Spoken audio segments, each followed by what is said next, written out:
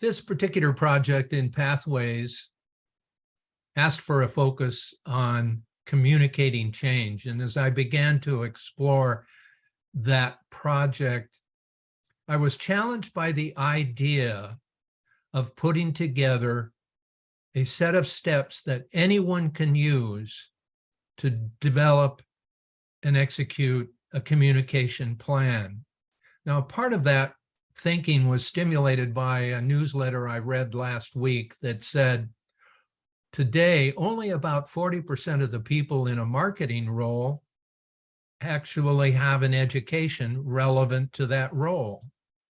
And it was very clear when you see the kind of people that Amazon is hiring and Microsoft, that they're looking for a broader range of people. And even outside marketing roles, anyone can be asked tomorrow to put together a plan to communicate. And so I'm talking not just business, but if you're a part of a nonprofit organization, a member of a church where you are on a committee and you're asked to put together a plan to communicate to either the outside people in that church or the members of the church. It could be a plan for increasing subscriptions, increasing donations, and increasing service usage. For example, many companies don't necessarily want to spend their time and effort seeking out new customers, but simply want to cause their current customers to use more of their services and lock them in. Amazon is probably a good example, as is Xfinity.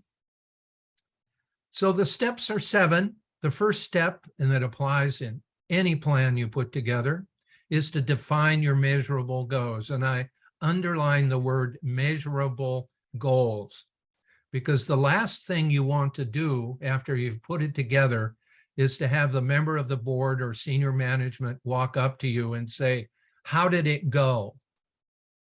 Because if your goal is, let's do better, you're in deep trouble at the end of that campaign. And it's almost impossible if you want to solicit more money out of the budget next year if you can't document your achievement of those goals. So that's number 1. Number 2, understand your market position. Now, this can apply to a nonprofit. The YMCA, for example, has to deal with that. I was on a committee at the YMCA, and we got into a major argument as to whether we were competing against LA Fitness and some of the other kinds of places you could pay money. And there was actually a debate on that topic. And some in the room thought, no, our main business is childcare, because half of the revenues at the YMCA come from childcare. So the key is understand you could be promoting a product, a service, a subscription to get contributions. But a key part of this, if you're in the business world or the contribution world, the charitable world, is understand the repurchase cycle. In step 2, if there's nothing else you remember, it's know the repurchase cycle. Because some products and services are purchased every week. Somebody has to make a decision every week to acquire milk or eggs. But some are not purchased except possibly over a 7-year period, as in to buy a home or a new car, or even select a doctor. Those are long repurchase cycles. And the one thing that tells you, once you understand that, is who do you want to talk to? Because you don't want to spend money talking to people that aren't in the market to acquire or contribute. The other is to understand what you're offering to them is a necessity or not. What part of the wallet are you going for, to understand where you are in the economy? And lastly, under number 2, what's your position in the market? If you have a high share of market, if you have 80% of the market, and some would argue that Amazon might be in that position, then you simply don't want to put together a strategy taking business from others in the market, because that's a pretty small pittance. What you need to do is become a pioneer to expand the market.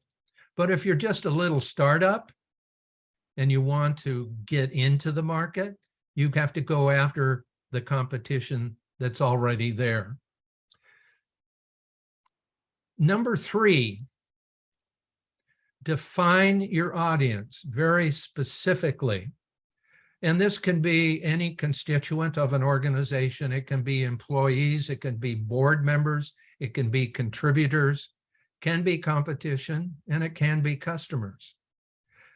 But you have to really think this down to multiple levels.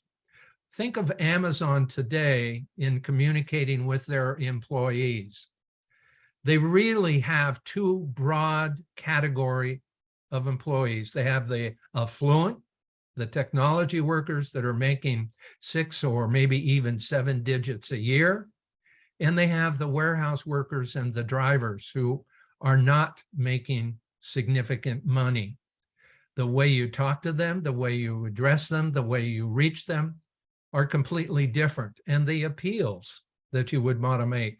So if you're a HR director in that organization and you are concerned with the issue of unionization, you're going to speak differently to those workers and use different promises. So that's number 3, really know the audience. Don't just say, well, it's customers or non-customers. Number 4, understand your audience. Now, if you're in a business, and some people would say, well, let's look at the average purchase, the average ticket at the retail, or the average amount that they buy every year, or in a bank, it's the average deposits. You get the numbers that the accounting people give you, and you're going to be misled. I was lucky enough to work with McKinsey & Company on redoing a business plan for a major bank, and learned from them that they don't look at averages or means. They find the 10 largest customers in any category you're dealing with. Look at your 10 largest contributors at a church. Look at the 10 largest customers in terms of deposits or in terms of purchases. And the reason for that is you need to talk to them, because those people psychographically and demographically are the ones that are going to swing your business. They're the kinds of people. You've heard the saying, birds of a feather flock together. You want to find their friends and the people that live in their neighborhoods, because those are going to be big ticket wins, whether it's getting a contributor or finding somebody to buy your vehicles. That's the way to move forward. Number 5, build your message. Here it's really important to understand, and knowing that you're talking to the 10 biggest customers, find out what's most important to them. You can see this almost every day in the news in terms of our political analyzations of who's going to vote for who. Look at the top reasons, rank order, and then find out how you can differentiate. Use banking as an example. Friendly, helpful personnel and convenient local services are the top 2 reasons, but everybody has it, so you can't differentiate. The key is find out a way to differentiate yourself. And it doesn't have to be the top reason. It just has to be a reason that's different. And you'll see that between the Republicans and the Democrats, each differentiating themselves with different campaigns.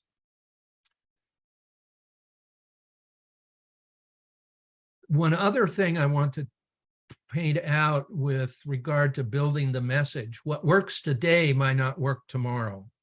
So because you knew your customer, I'll give you an old example, Lemon Fresh Joy. Only us old folks would remember this light duty liquid detergent.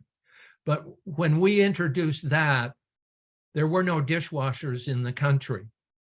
Everybody washed their dishes, but everybody was talking about being kind to hands. So we differentiated by saying that these plates get cleaner than anyone else. And if you have guests over, you can be very proud of that.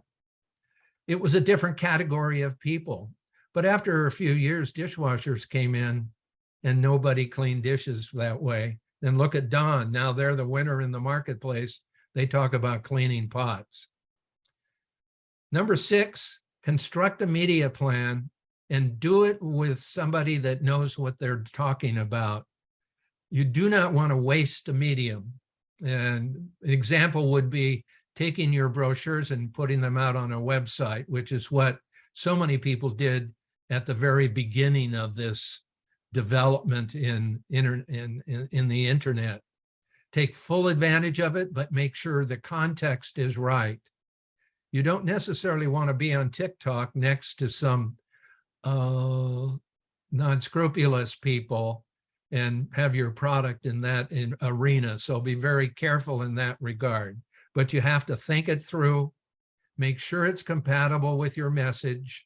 If you have a simple awareness message, you don't need a brochure. All you need is an outdoor board. So make sure the message is equal to the medium. And then number 7, manage your results. This is where at the beginning you set a measurable goal. When you move forward, make sure it was something you could measure. And at the end, document that you achieved your success. And then make sure the people that asked you to do this know how well you did, whether it's the head of the church or the head of the charitable contribution firm like United Way or any of those. Make sure everybody knows what worked and what didn't. The end of the day, you're talking to people and you're changing their thinking to be consistent what your goals are. But one thing to remember is what you think is the way to communicate is not necessarily the way they want to hear your message. So understand you have to know them and what they want and how they want to hear it. It's like the old platinum rule of treat people the way they want to be treated, not the way you would like to be treated. It's an advancement. Thank you very much. Madam Toastmaster.